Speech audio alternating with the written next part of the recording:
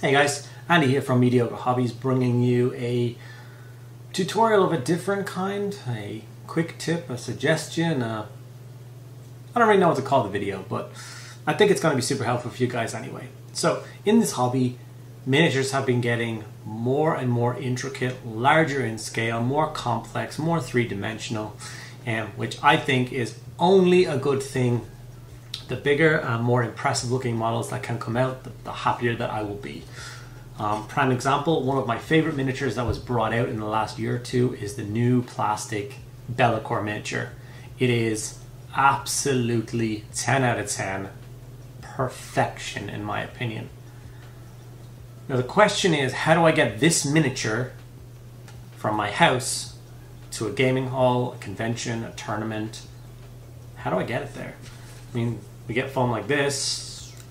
I don't know how that I'm supposed to make that work. I'm getting started on this.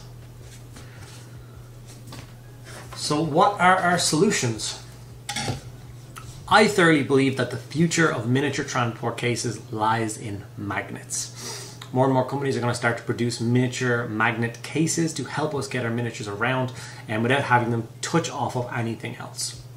There's a couple of examples on the market already, but I'm going to show you guys today how to make them yourself at home using a little storage box and two products from Green Stuff World. So stick around, enjoy the video. So one of the more recent projects that I did was my vampire accounts, and though that specific army was designed to be a tournament army for me, I wanted to travel to Age of Sigmar tournaments and play 5 games over 2 days.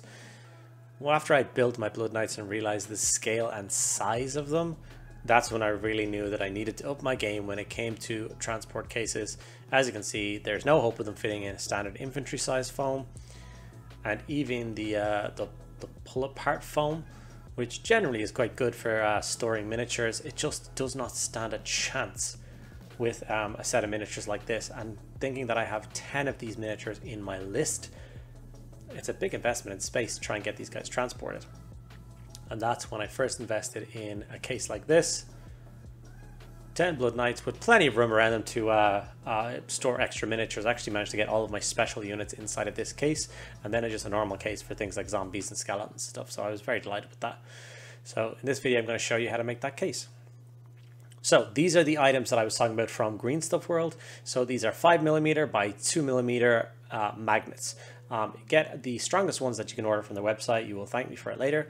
And the self-adhesive magnetic foil stickers. These are A4 sheets of magnetic sheets. There'll be links to both of these products below in the comments. So if you do want to make one of these cases yourself, then feel free to jump down there and grab that link and get yourself these bits and pieces. So for these cases, they're a little bit longer than an A4. So I have 2 of the sheets.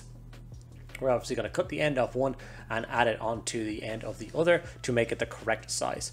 So how I do this, measuring it to be the correct size, is I place one of the A4 sheets in and I push it down as far as I can so it's nice and snug. And then I put the other foil in the other side. And because they're magnetic sheets, they do like to stick to each other and kind of pull each other together. So once you put one sheet into the other, make sure you do what I'm doing now, which is pulling them in opposite directions to make sure there's no gaps on either end. You don't want to be wasting any of that prime real estate in your case. And then all you need to do is score a line down the magnetic foil with a sharp hobby tool. You don't need to press hard. You're just trying to get an initial line with this one. Then we'll pull the pieces out and we'll actually cut them apart.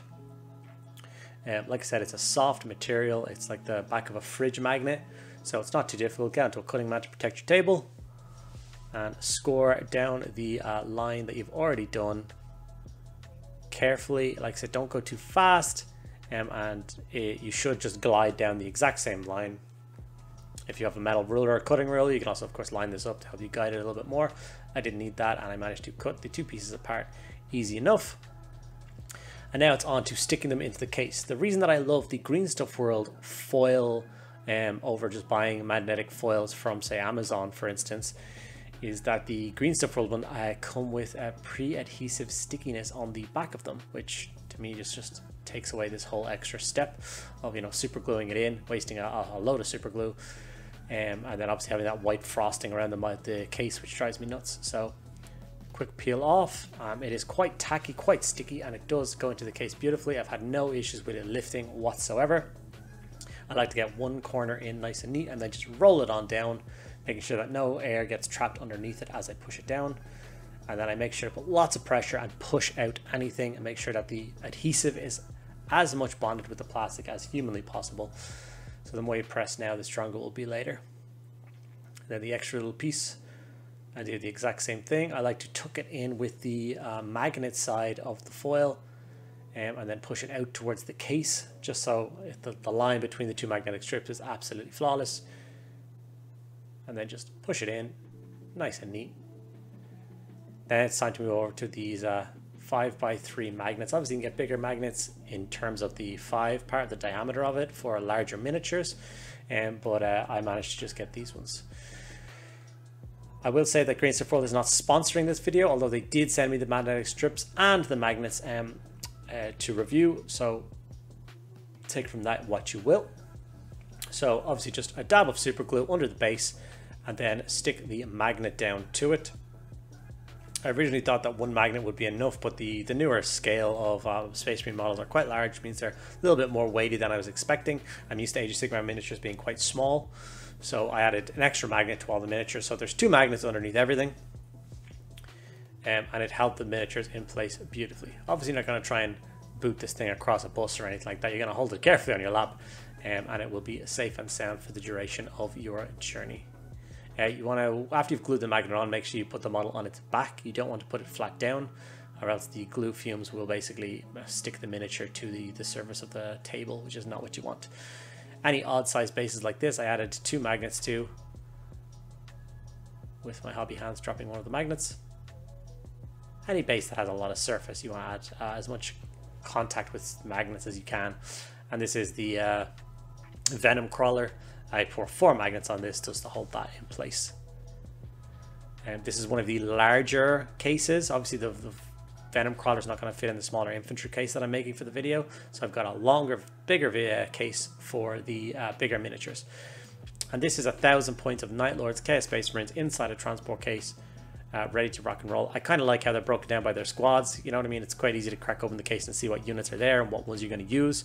And for you people who are just, say, like D&D players and you just have your one miniature, the really useful boxes comes in a crazy selection of sizes. Even this itty bitty adorable one where you can make a really small little carry case for the hero that is Age of Sigmar, Johan, the most unkillable thing in Age of Sigmar. So yeah, there's a couple of transport cases built, and I thought I'd show you guys the sheet that comes inside the really useful boxes, which shows you the actual mental selection that they have. Any kind of purpose you think you might need from a storage case should be covered by their selection, so you can jump online and order those. Easy peasy. So as you can see, in the space of, I don't know, 5 minutes work, we created a transport case which has 1,000 points of Chaos Space Marines in it. Safe and sound, snug, ready to bring to a tournament. You know, my favorite thing about this is the option of storage. I personally have tables at home, film battle reports here and stuff like that, so I don't have to travel an awful lot to get to tournaments, but I do have a crazy backlog of miniatures and projects that I want to take care of, and that collection is only going to get bigger as the years go on. So one of my favorite functions of these boxes is their ability to stack. They click on top of each other, nice and secure, will slide into a shelf, look neat and tidy, and keep all the dust, dirt off your miniatures, as well as protecting them from being scratched. So to me, these are the best choice for the boxes. They're really useful boxes. So yeah, I really hope you guys learned something from this video, and it's inspired you to go out and grab yourself a few bits and pieces and get your own transport case up and running. If you found some value in what I did here, make sure that you give the video a like. If you have any questions about anything that I did, please drop them in the comments below. I'll get back to each and every one of you guys. And if you want to support me even further, there are links to my Patreon below. Thank you guys so much, and I'll see you guys in the next video.